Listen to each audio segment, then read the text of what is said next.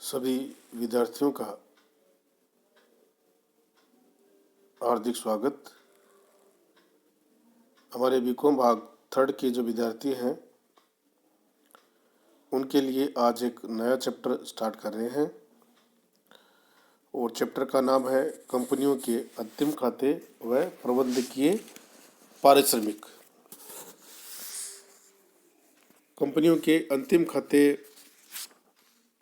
जो कि वित्तीय वर्ष के अंत में बनाए जाते हैं, उन फाइनेंशियल स्टेटमेंट में कौन कौन से खाते होते हैं और उनको कौन कौन सी कंपनियां बना सकती हैं या जिनके लिए अनिवार्य है, उन कंपनी में कौन कौन शामिल है, इन सब बातों के लिए आपसे आज चर्चा करेंगे। तो शुरू करें। फाइनेंशियल स्टेटमेंट्स, वित्तीय विवरण। प्रत्येक व्यापारिक प्रतिष्ठान के वर्ष के अंत में ये जानना चाहता है कि वित्तीय वर्ष में उसे कितना लाभ हुआ है। प्रत्येक जो व्यापारिक प्रतिष्ठान है वो वित्तीय वर्ष के अंत में ये जानना चाहता है कि उसे लाभ कितना हुआ है।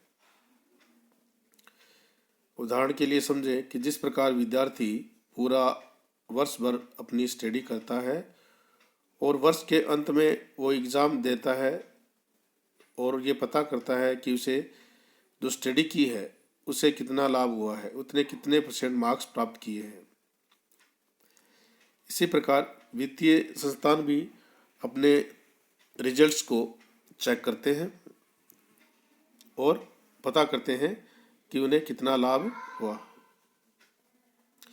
इस उद्देश्य की पूर्ति हेतु वह व्यापार खाता, लाभ हानि खाता वह चिट्ठा बनाता है। 3 प्रकार के स्टेटमेंट तैयार करता है: trading account, profit and loss account और बैलेंस शीट। एकांकी व्यापारी व साझेदारी संस्था के लिए ये खाता बनाना अनिवार्य नहीं है। वो चाहे तो बना सकते हैं परंतु उनके लिए ये अनिवार्य नहीं है। ये केवल लाभ व व्यापारिक स्थिति की जानकारी की गणना हेतु ही इनको तैयार किया जाता है, किंतु कंपनी अधिनियम 2013 की धारा 128 के अनुसार वित्तीय विवरण रखना अनिवार्य है। कंपनी अधिनियम 2013 की धारा 128 है के अनुसार वित्तीय विवरण रखना अनिवार्य है और कंपनी अधिनियम की जो 2013 है उसकी धारा 129 के अनुसार वित्तीय विवरण तैयार करना भी अनिवार्य है। 2 धारा है, 128 और 129।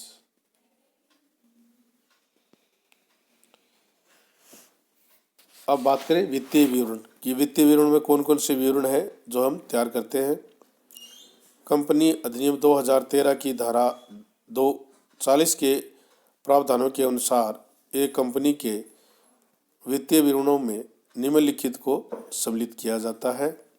नंबर 1, वित्तीय वर्ष की अंतिम तिथि का चिट्ठा, balance sheet of last date of financial year. वित्तीय वर्ष के लिए लाभ हानि खाता, वित्तीय वर्ष के लाभ हानि खाता प्रॉफिट एंड लॉस अकाउंट, अथवा वित्तीय वर्ष के लिए वित्तीय वर्ष में लाभ नए कमाने वाले कार्य में संलग्न कंपनियों के लिए आय व्यय खाता। जो कंपनियां सेवा के उद्देश्य से कार्य करती हैं उन कंपनियों के लिए इनकम एंड एक्सपेंडिचर अकाउंट है वो तैयार किया जाता है वित्तीय वर्ष के अंत में। वित्तीय वर्ष के लिए रोकड़ प्रवाह विवरण, कैश फ्लो स्टेटमेंट। समता में परिवर्तन का विवरण, ए statement of change in equity यदि लागू हो तो तैयार किया जाता है। और लास्ट 1 से लेके 4 तक जो आपको बताए गए थे में वर्णित किए गए विवरणों के साथ संलग्न होने वाली स्पष्टीकरण टिप्पणी।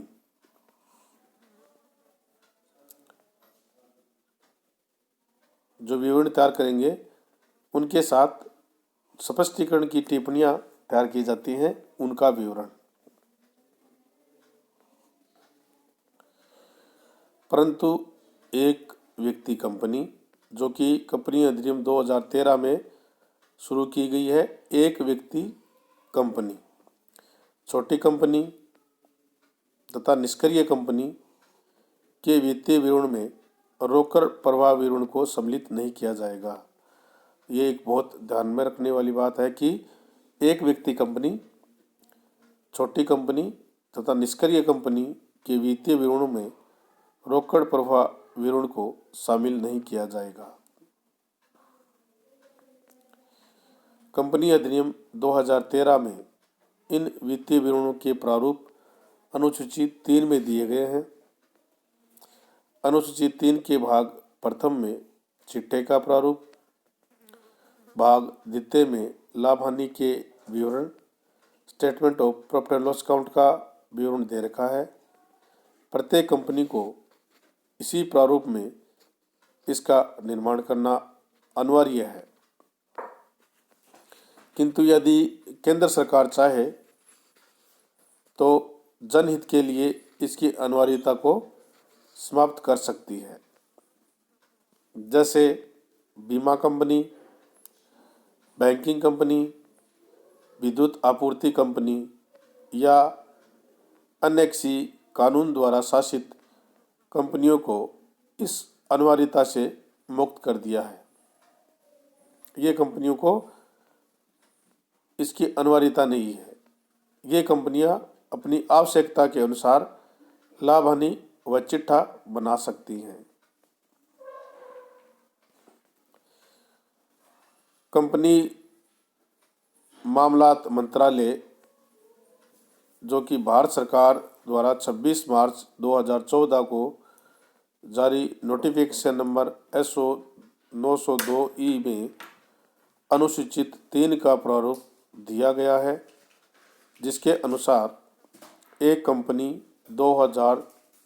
1 अप्रैल 2014 के पश्चात प्रारंभ होने वाले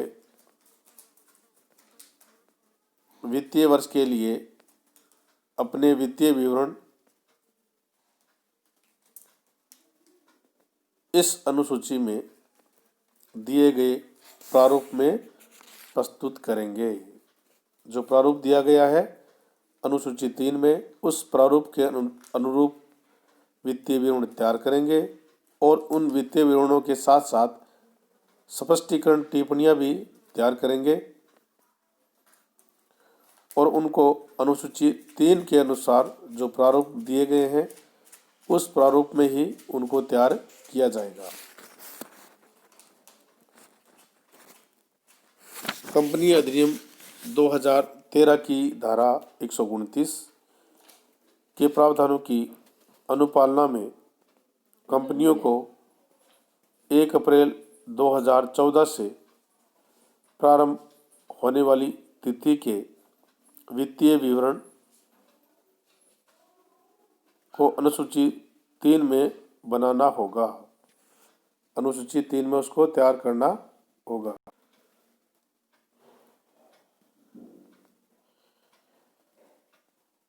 वित्तीय स्थिति का प्रारूप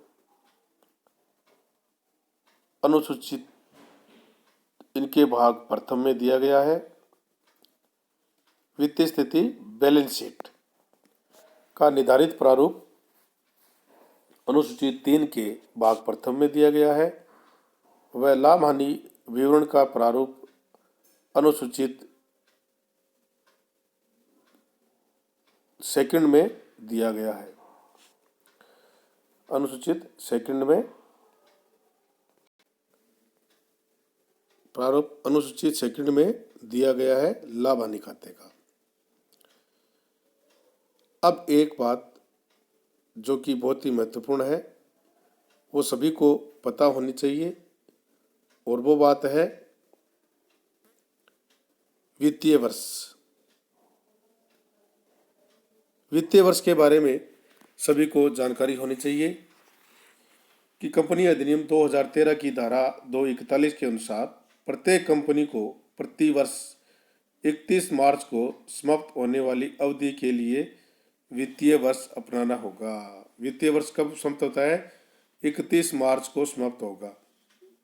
अर्थात इस अधिनियम के लागू होने के पश्चात प्रत्येक कंपनी को समान वित्तीय वर्ष अपनाना होगा, जिसकी अवधि 1 अप्रैल से स्टार्ट होगी और 31 मार्च को समाप्त होगी।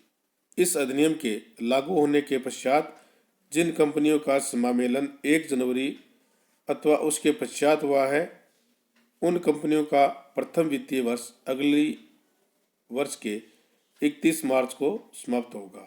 अगले वित्तीय वर्ष की 31 मार्च को समाप्त होगा।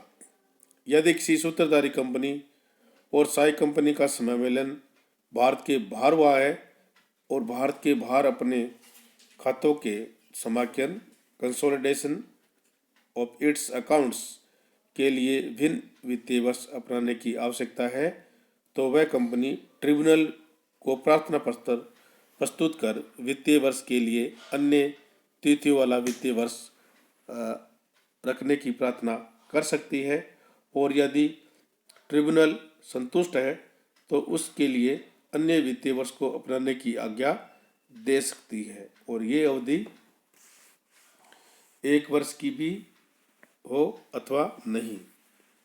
इसके अतिरिक्त इस अधिनियम के लागू होने से पूर्व विद्यमान कंपनियों को इस अधिनियम के लागू होने की तिथि के 2 वर्ष की अवधि में इस वाक्यांश के अनुसार अपने वित्तीय वर्ष की तिथियों को अनिवार्य रूप से बदलना होगा।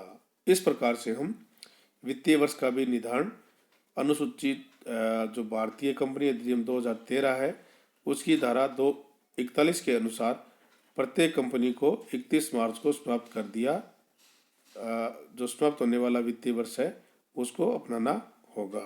आप सभी विद्यार्थियों का बहुत बहुत धन्यवाद। Thank you.